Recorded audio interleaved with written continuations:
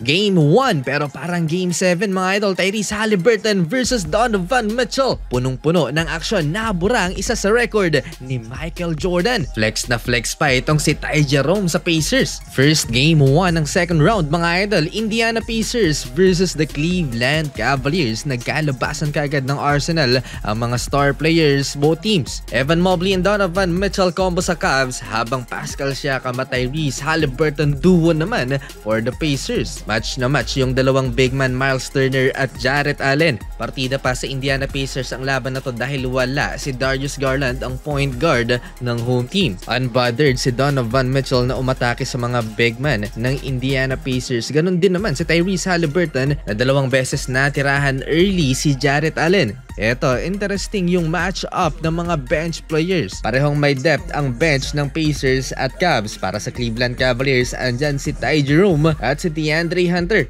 Ang dalawang yan ay maaasahan sa opensa ng Cavs, habang both defense and offense naman maaasahan ang second unit ng Indiana Pacers. TJ McConnell, nice cut mga idol, ang veteran point guard ng Pacers. At meron pang Benedict Mathurin at Obi Toppin na maaasahan ng Indiana. On defense, ang laging ginagawa nitong second unit ng Indiana Pacers ay mag full court pressure. Dito nahirapan yung Cavs dahil sa second unit ng Pacers, umabot ng 11 points ang lamang ng visiting team, 36-25 end of first quarter. Second quarter mga idol, magaling talaga sa blows by itong si TJ McConnell, iwan si Max Strus. Kontrolado ng Pacers ang pace, hinaharas nila si Donovan Mitchell. Excellent defense for Indiana. Tyrese Haliburton wasting no time nang ibinalik sa court.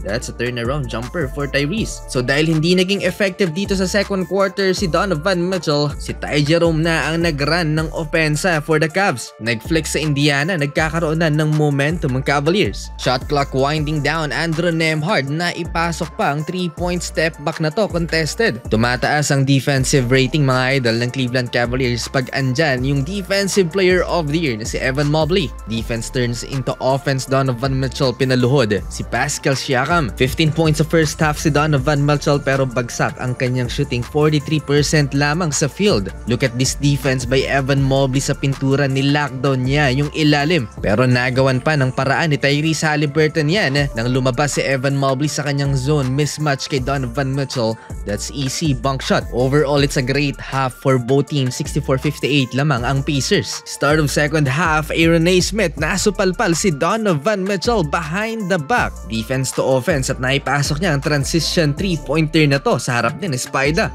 Nagkakasagutan lang sa pagpuntos, hindi pa rin makalamang ang Cleveland Cavaliers. Jarrett Allen pinostray si Miles Turner, no call. Example of it on that possession. Ang naging problema ng Cleveland Cavaliers ay ang 3-point shooting ng Indiana Pacers. Back-to-back triples mula kay Aaron Nesmith. Laging drive and kick action ang ginagawa ng mga nakadilaw. Magaling na 3-and-D player itong si Aaron Nesmith. 4 3-pointers, nag-iisang mintes lang mga idol. Tanggal angas din ni Ty Jerome na kaninang pa flex mga idol sa Indiana Pacers. Nag-commit siya ng turnover. 8 seconds violation dahil sa depensa nitong si Aaron Nesmith. Finally, nag-step up na si Spida Mitchell, nagsimula sa kanyang assist sa alley-oop dunk ni Jarrett Allen. Come the Cavs up top.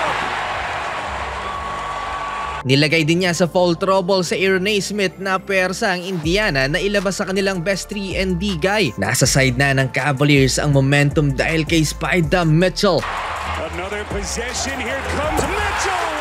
At 3 minuto ang natitira bago matapos ang third quarter, lamang na ang Cavs 85-84. Parang LeBron era mga idol ang vibe nitong pag-takeover ni Donovan Mitchell sa Cleveland. Sumagot ang Indiana Pacers last minute ng third quarter, 8-2 run to regain the lead. High level of basketball action mga idol sa game 1. Into the corner, Turner, clean look, and he buries it.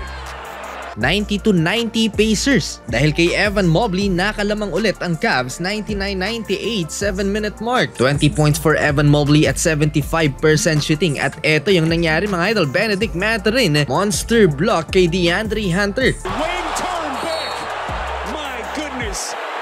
All ball pero challenge ni Kenny Atkinson. Successful, wala ng challenge ang Cavs. Offense ng Pacers, libreng-libre si Obi Toppin. 3-pointer balik sa Indiana ang lamang. Sa pang 3, Tyrese Haliburton pinasayaw ang big man na si Jarrett Allen. Step back, top of the key, 3-pointer mga idol. Isa pa, pinatahimik din ni Andrew Nembhard ang crowd. Isa pang 3 mga idol, napakalayo. At sa 2-point field goal na to ni Donovan Mitchell, 30-point game sa game 1. Binura niya ang isa sa record ni Michael Jordan, 30 plus points in 8 straight series openers. Longest streak mga idol. Pero baliwala ang record na yan kung hindi nila maipapanalo ang laban na to dahil sa ganda ng nilalaro naman ng Indiana Pacers. Total team effort. Wala nang 3 minuto mga idol sa game clock, 8 ang hinahabol ng Cleveland. Big block by Tyrese Haliburton kay Max Strus. And Tyrese again, last 2 minutes mga idol, big shot para palubuhin sa 10 ang lamang ng Indiana Pacers. That might be the dagger. Panalo mga idol sa game 1 ang Pacers.